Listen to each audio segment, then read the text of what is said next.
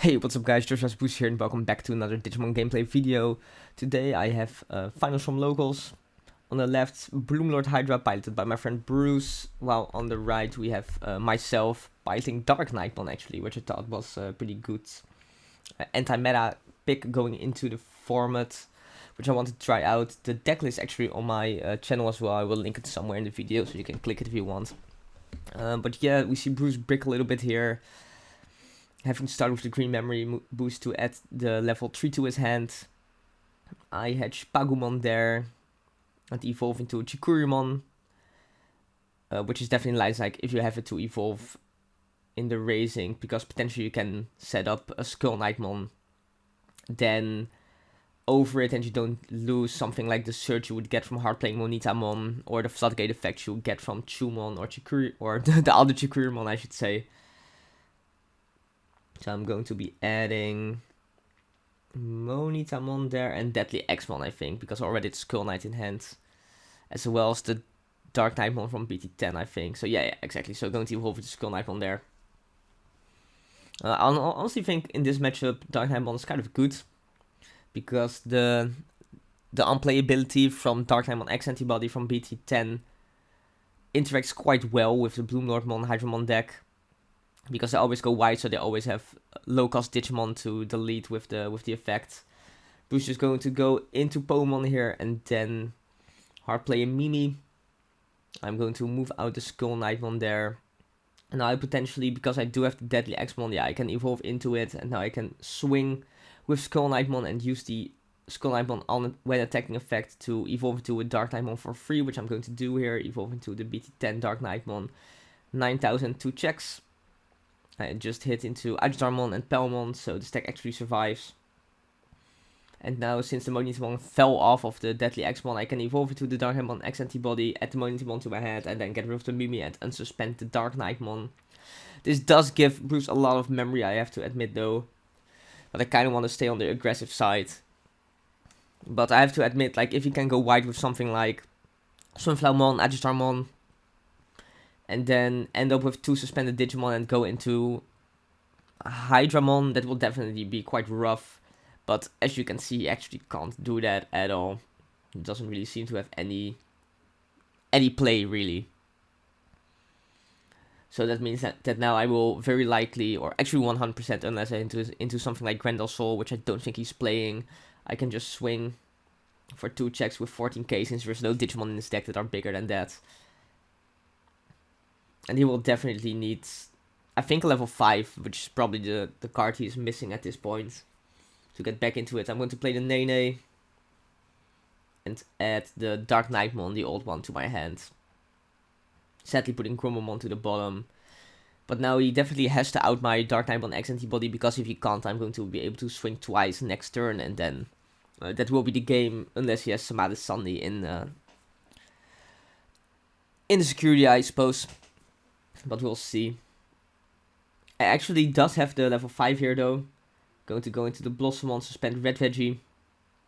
And I think I saw a Bloomlord in his hand, so if he wants to, he can definitely do that. Go into that. However, if he does just go into Bloomlord and attack over the DarkKnightmon X Antibody, I can just float into the DarkKnightmon in the trash, and then, honestly, okay, so you can actually set up a bigger Bloomlord probably here. Go into Sunflowermon, bring out Pomemon. And now he's probably thinking for Hydramon, right? Because if he does have Hydramon, this could actually become a game. But if he doesn't have the Hydramon, I honestly doubt there's anything he can do.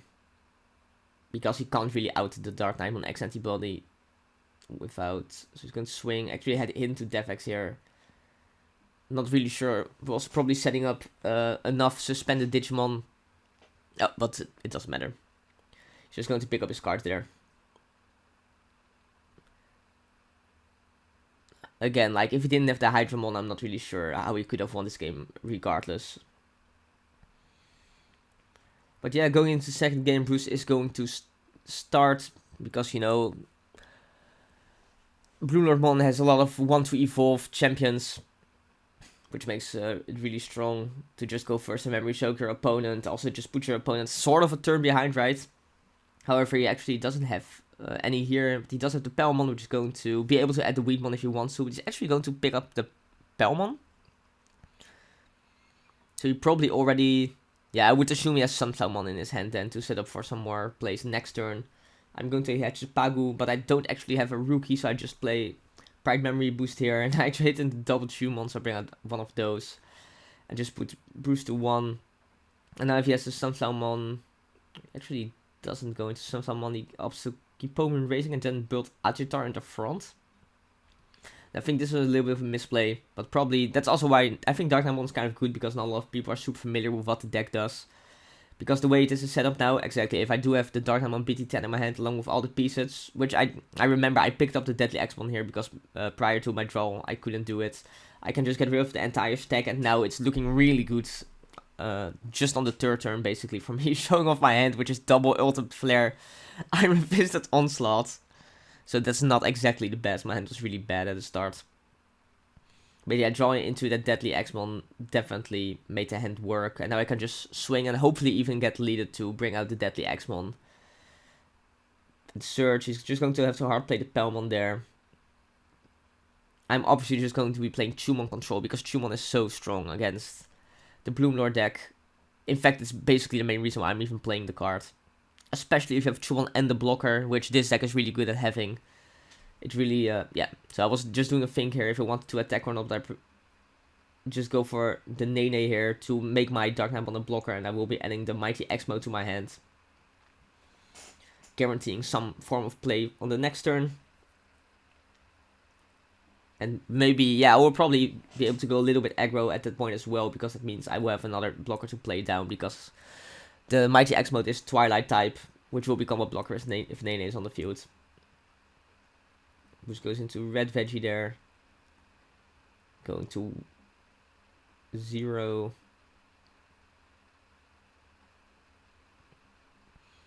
And now if there's Blossomon, you can start building up, I guess. But I don't think he really has the resources to do a real big push, regardless of the cards he has. I think I left him with just a little bit, yeah, not enough memory for that. Instead he's going to build the Agitar, and he probably promotes it because he wants to have the draw cycle right from having another egg to hatch on the next turn. If I do have another DarkKnightmon, I could just repeat the play from last time, but the odds of me having those pieces again are not that high. Even though, like I said, if I do crash my DarkKnightmon into security and gets deleted, I will be able to dig for it with the Deadly X mode. Or the Deadly X-Mon, I should say. However, I survived the checks, which is nice, I suppose. I honestly would have preferred it to get deleted here. I think there, and actually it seems I picked up the DarkKnightmon X Antibody. So going to go into that. Pick up another Tumon, pop the Nene to keep turn and unsuspend my guy. Then Nene is going to give me 2 more memory, and I'm going to be able to swing. For 2 checks at 14k, I think.